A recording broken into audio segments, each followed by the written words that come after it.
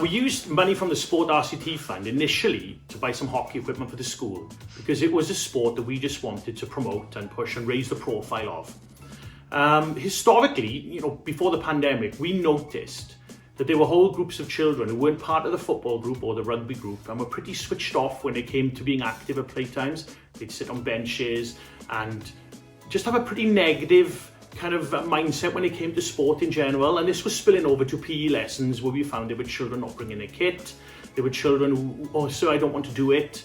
And so we found, since we have children as one of the drivers within our school as part of the Young Ambassador scheme, we found more groups of children who maybe historically weren't part of sport in our school are now part of it.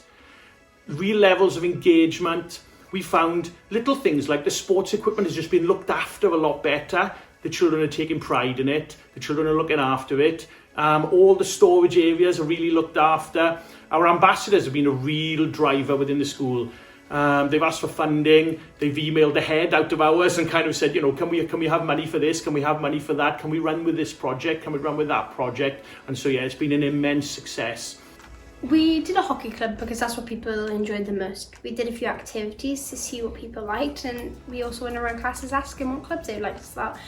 I've been more confident since we do it in hockey club and also in the container handing out equipment so people can play with. Ever since we started it on a Tuesday a while back, every Tuesday we've been doing it and people enjoy it because the numbers have been rising and people are just enjoying it.